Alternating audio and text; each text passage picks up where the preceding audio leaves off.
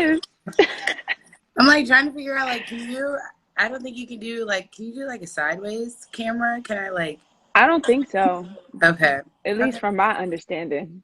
Okay. Unless, Well, all right. yeah, I chose outside today because there are children in the house and there would be random things happening, I'm sure. Why does it look so nice outside of your house right now? Like, I'm really jealous of the view. I mean, they cut down all the beautiful trees, so now we just see the free frolicking cows in the back. So Just a soft flex. I decided to go outside of my house today because it was loud inside. Check out the background. the background is beautiful. Word. It's been a long time. I The know. last time we seen each other in person, we were in Guatemala. I Back know. in 2019, pre-COVID lifestyle. Time flies. Yeah, for sure. I just want to first just thank you again. I've been thanking you a lot, everybody, for just taking out the time to do this and entertain this process of the live informal convos. And so first, I guess we should tell people who you are, how we know each other, and then we'll kind of just go on from there. So you can go ahead and take it. Okay, great. Well, I'm Ariel. So I'm in Houston, Texas now, but how I know Zuri is she was my academic advisor in grad school. So I went to Johns Hopkins to get my master's in biotechnology.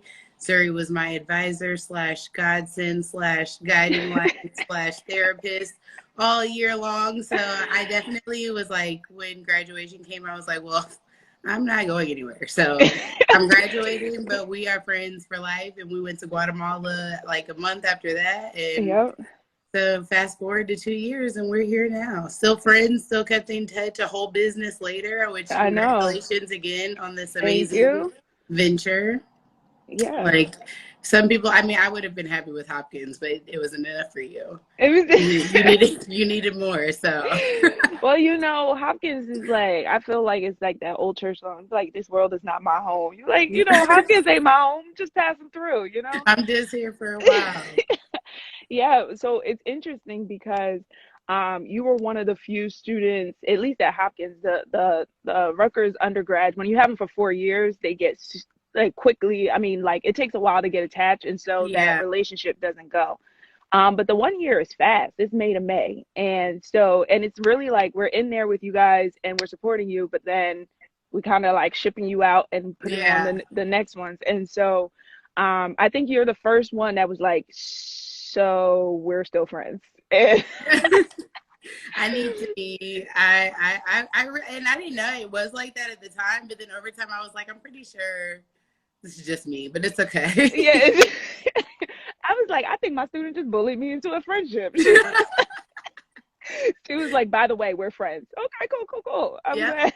Yeah. I know what I need in my life. Okay. Right.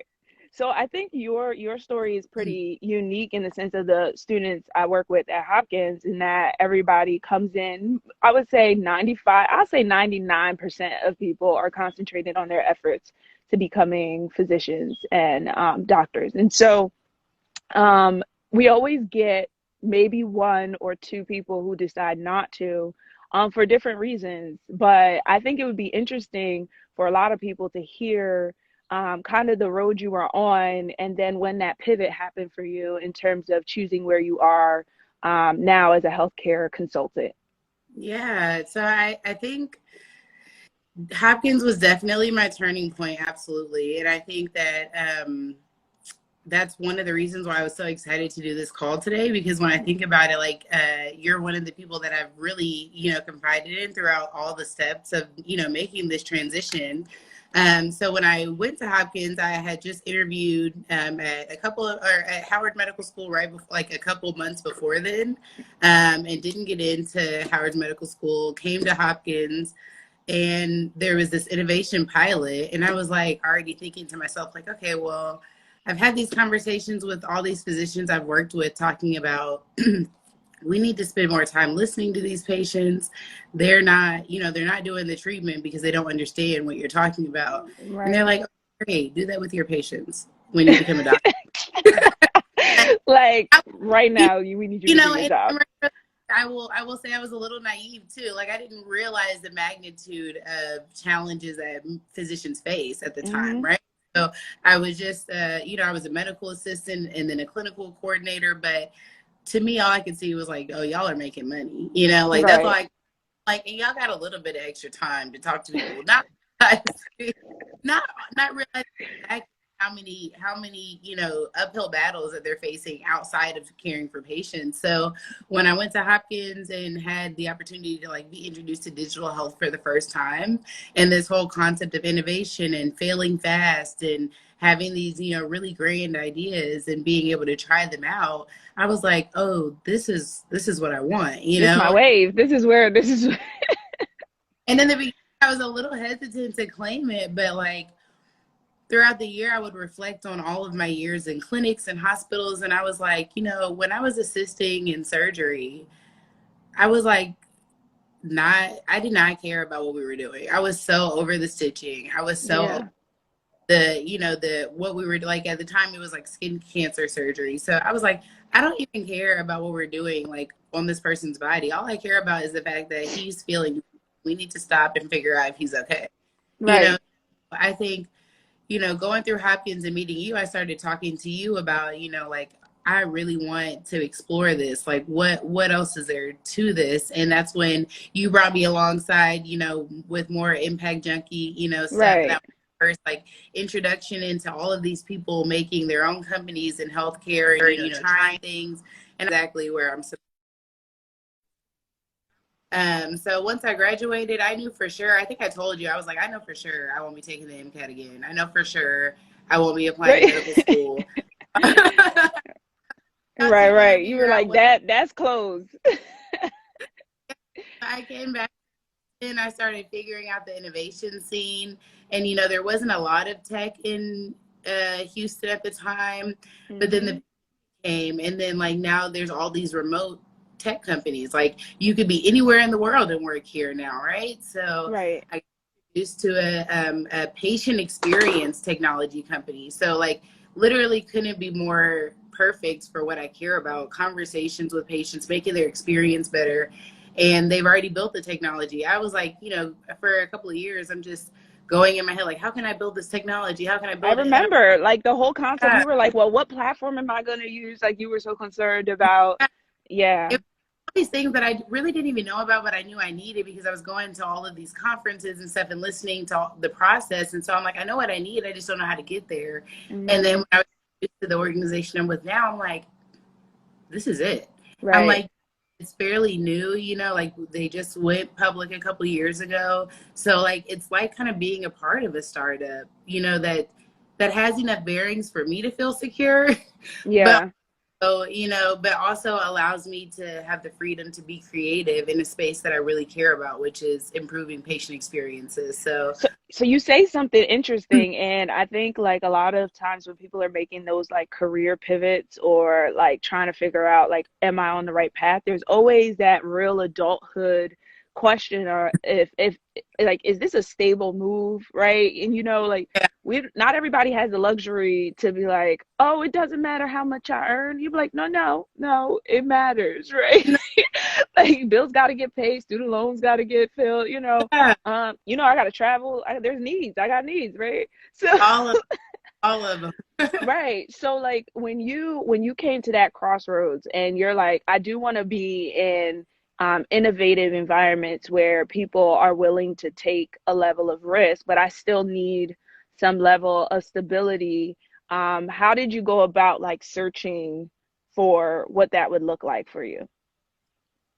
So I think it's a couple things, right? I think one, like the people that I went to school with at Hopkins, they're the smartest people I know. Like Hmm. these people are really smart. They're going to be great doctors one day. Like, and so all of us, for all of our lives, at least our, young adult lives, we've Hmm. known that part of this track that we're on results in a lot of money, right? Like, Right. or we hope, so that doesn't go away just because you decide you want to go down something else. I was never I will be a starving actress. Like that was never, that was I never was my, never starving. like, like I just like courage to even think like for me, it had to always make sense, you know? So, Right. hey, how can I make this make sense? And so I started off by looking into patient experience. I'm like, okay, I know I want to do patient experience. I can't just jump into tech because like, where's my experience? And Right. so, like, I'm like, okay, so I actually got a role at a hospital organization first as a customer experience consultant. Hmm. And so that was like using a very kind of old school system, but was like my first entry into like data analysis and kind of like the basics of what it's like to combine healthcare and technology. Um, but I knew ultimately that I wanted to join a tech company. You know, like people know about tech, right? It's not a Right. secret. And Right. now are starting to hear more about healthcare tech. And for me, I think largely my introduction was fairly late, to be honest. Hmm. I think I have met a lot of people along the way where these are very much so entrenched into their undergrad experiences and are an option or a path that they could take. But when I was an undergrad, They didn't healthcare and have it. technology, they were on two completely opposite sides of the campus, Right. much less a part of the same conversation. So I had no idea how to make those things work together. Even though, you know, everybody put science and technology together, healthcare and technology was not being discussed together. So in undergrad, I also didn't take advantage of my advisement very well. You know, like Hmm. I went to Clark Atlanta. I had amazing advising opportunities there, but I was more concerned with my undergrad experience at the time. You know, like Right. I already, I had friends. I'm like, I already made my schedule. I crossed it off the graduation plan. I know that I'm on Right. track time. So can you sign off here? And I'm gonna keep going. That was how I approached. Well, Advising. I approached life up until I got Hmm. to Hopkins. And so I even think, you know, by the time I got to Hopkins, I was kind of in a place where I was like, I want to be around people that make me feel like I went to orientation. I was like a little standoffish a little bit. I was like, I'm not really like everybody's so young. I'm a little You're scared. a little bit, yeah, I was gonna say you didn't you're just like, this is Like not. every time, like, oh my God, these kids and they're all so nice, right? And I'm so scared. Like it was like going to your first day of school all over again. Hmm. And then I see you at the front of the classroom and I'm like, that's what I can relate to. That's where I want to be. I want to be in leadership. I want to, you know, so I'm like, I'm gonna just gravitate to this person, see what she's talking about. How did she get here? And what can I, you know? So you first real experience with taking advantage of advice, the value that it can have to like just give you the confidence to be willing to try something new. Right. Um, I think I got off track a little bit, but genuinely, I think it started with discussions with you to find my track. Like, how can I make this tangible and not Hmm. even because for a while I was just sending you business plans and ideas and ask you to nominate me for stuff, and I'm grateful for that.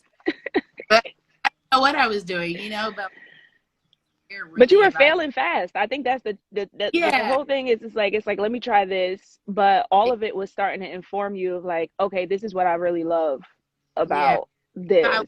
Forbes under 30 shirt today. Hey. Not because I am on the Forbes under 30 list. I have no business being on the list. Honestly, these people are out of but having someone who believes in you takes you so far, you know, and Yeah. Zuri, you for the Forbes under 30. Like I was like, can you do this for me? I really I was wanna like, shoot. should I write it? Am I important enough? I was also like, I mean, I could, but like, are they going to care about my letters?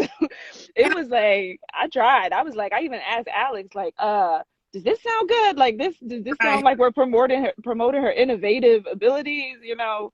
Because I just, my own confidence level with my writing and advocating for students hugely got developed because it was forced in my role at Hopkins. So I had to constantly write these letters.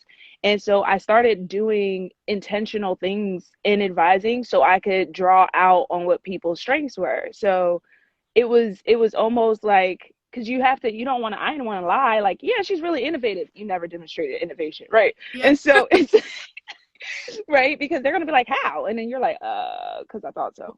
And so yeah, so I think it's interesting that you said like in advising, a lot of the things we did with the whole class was very intentional because we also didn't want people leaving the program not being able to tell medical schools why they wanted to be a physician, right?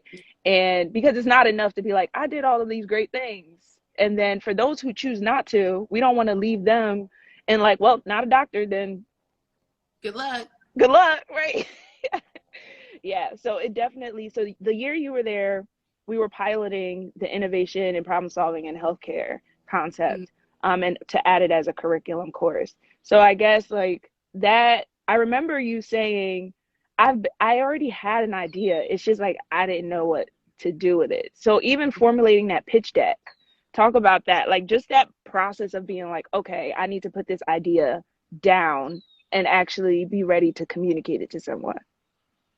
So I will say some of that came before I got to Hopkins because my sister was in this like really group of innovative, Black young professionals in Houston, and we're 10 Nice. years apart. I'm 10 years younger than her. And so a lot of this stuff she was going to, like I wasn't there or I wasn't a part of. So she was coming back to me and explaining to me like business plans are played out. You need a pitch deck, you need a lean, plan and all this stuff. And I'm like, this is all foreign to me. But Mm-hmm. Hopkins, and then it was like in bullet points on a slide. I was like, this is what she's been talking about all this time. And now somebody's going to show me how to do it. Mm-hmm. Like, I would be crazy not to try to take advantage of this moment. Like, it just felt so aligned. Like, my relationship with Christ is like what leads everything I do. And I was like, God, like, what? You talking to I me? Is this confirmation? was like, what is going on? And I'm like, is this for me? Like, and Right. I like just dove right into it. And like, um, our first couple of workshops just about brainstorming and things, it really helped me to like unpack like, okay, where could you take this down a notch and make it simpler and make it more simple than that? And I think Mm-hmm.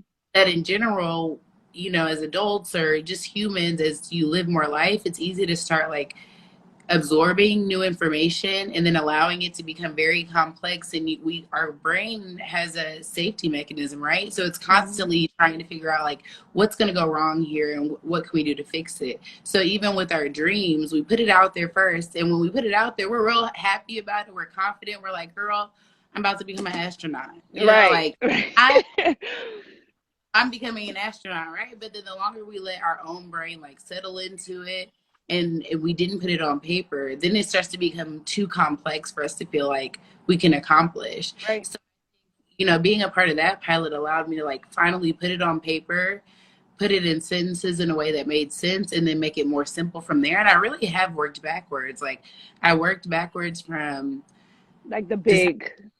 at school to I'm going to be a CEO, billionaire, startup Hey. right now. That's my Right. next step.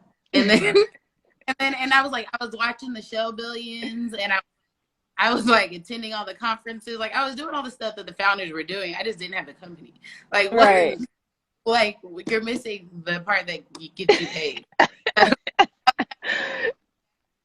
From there, but it was so helpful because having the confidence to do things like go to the Forbes Summit and like the Mm-hmm. opportunity came from that, um, have really allowed me to further refine this vision. Like, would I have gotten an interview with this Silicon Valley company without going to the conference and being able to share that in interviews, or going to Hopkins and being able to tell that story, or going to Guatemala, because all of that was a part of my interview. Mm-hmm. I think that when it comes to true innovation and disruption, if you have the personality where you know for a fact that you like to shake things up, it's one of the only industries that's going to let you do it. Right. Like joining a healthcare organization as a consultant, everything was like, can I say this idea? And then like, and now in my role, it's like, if you don't say this idea, then why are you here? Like, Yeah, right. Like this, that's why we here, brought you in this room. do it and tell us it didn't work, so we can Right. move on. So Right. um, I don't even know what the question was, girl. No, I mean, I think it's all great because I think the thing is that your story particularly highlights is that the innovation doesn't just happen in what you do, but kind of in your own life. Like you're allowing the different experiences that you have to like inform your next step. And so that openness to one, building relationships with people and connecting, I think one of the things you highlighted was social capital, right? There's some like if it wasn't for your sister already like planting these ideas, who knows if that innovation pilot would have really taken the effect it did on the way that your trajectory went after, because like you kind of like need that seed to be planted sometimes, and then somebody else waters it. And so I think a lot of times, what I like working with postbacks particularly is because your experiences are so vast. Like you're all Yeah. coming from really interesting voyages, and in a way, many people want to move in the same direction. So that's kind of the commonality. But what makes everybody unique in what I guess, how they will be within healthcare, because the thing is that you're still within that umbrella, and you will hopefully inform how medicine is practiced, in the future, recent future, and like years to come. So with that innovation and being in that, so I guess like overall, I've been trying to keep these things to 15 minutes. They have not been working. But but I guess like in your overall, like you talked about the advising and definitely could have utilized it probably more deeply in undergrad, but definitely taking advantage of the relationship that we had in terms of the advising relationship, and of course how it transitioned into just being a supportive friend. And I guess what would you say to those that are right now in undergrad or in those transitions, people for in pivot points, because that's the whole thing. You think you're going in one direction and then something else is informing you, like, should I be paying attention? What is like a word of advice that you would give out to people in there? So I honestly think my strongest suit, it goes back to what you said, that social capital, right? Like I wouldn't have had that seed planted if it weren't for the relationship with my oldest sister. I Mm-hmm. wouldn't have gotten the job at Memorial Hermann if it weren't for my other sister. I wouldn't have gotten to the Forbes Summit if it weren't without your recommendation, right? And so I think I've typically been really good at maximizing my personal network, but really trying to grow my professional network, really starting with that advisement with you. If I would have started that way earlier, then I probably could have avoided a lot of the walls that I ran into, right? Mm-hmm.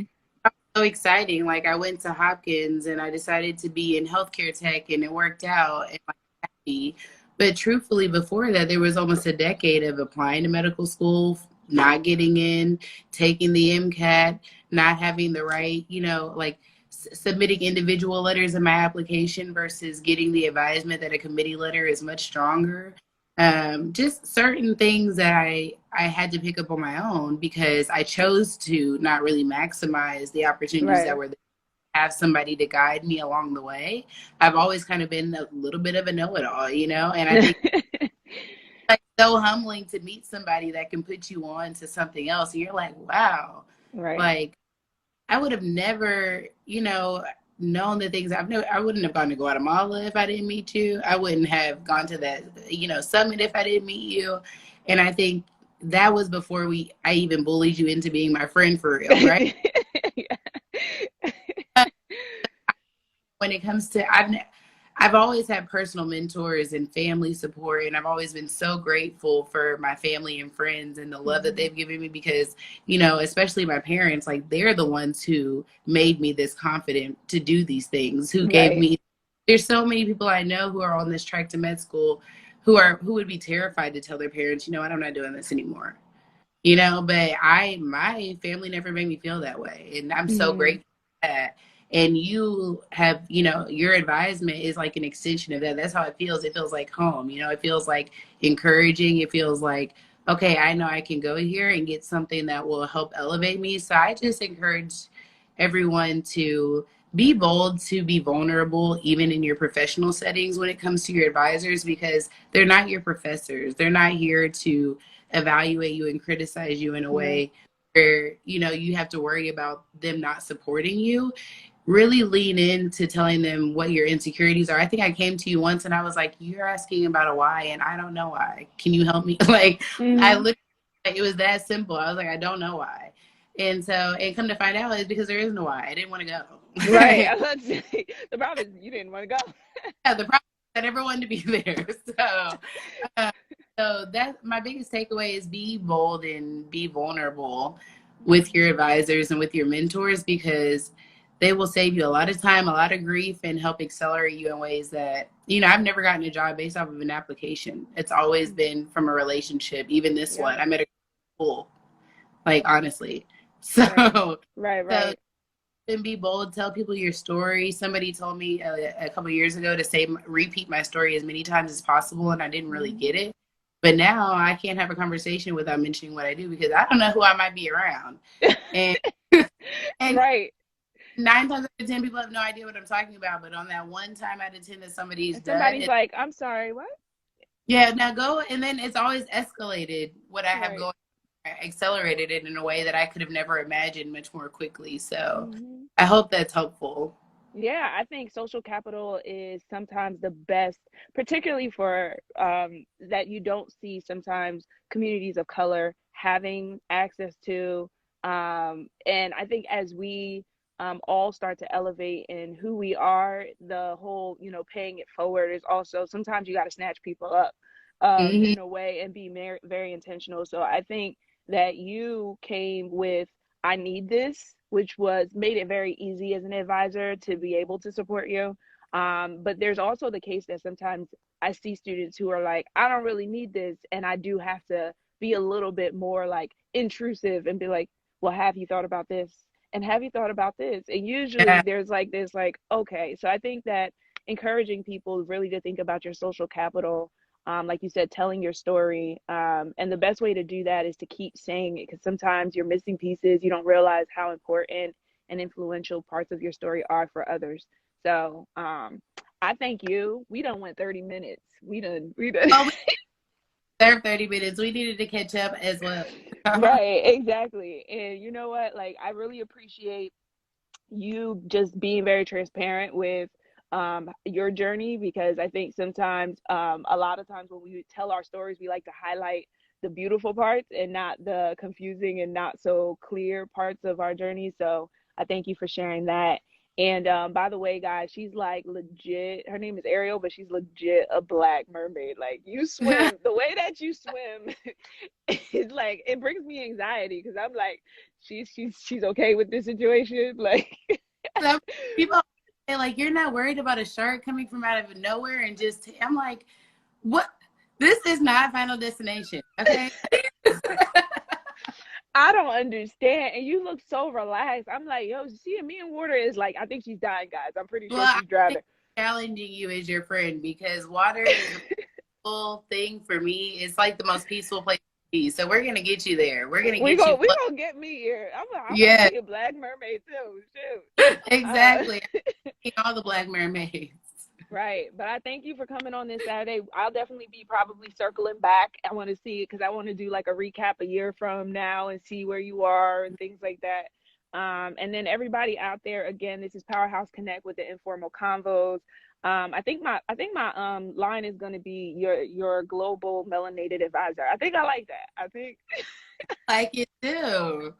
I like yes, it too. Global. I'm global going. melanated advisor. I'm trying to be global something. So Something, right? we're both getting there. There it is. So thank you again, everybody in the live. Put comments. Definitely connect with Ariel. And we'll just bring another informal convo probably in July. All right. Thank you. Thank you. Bye. Bye.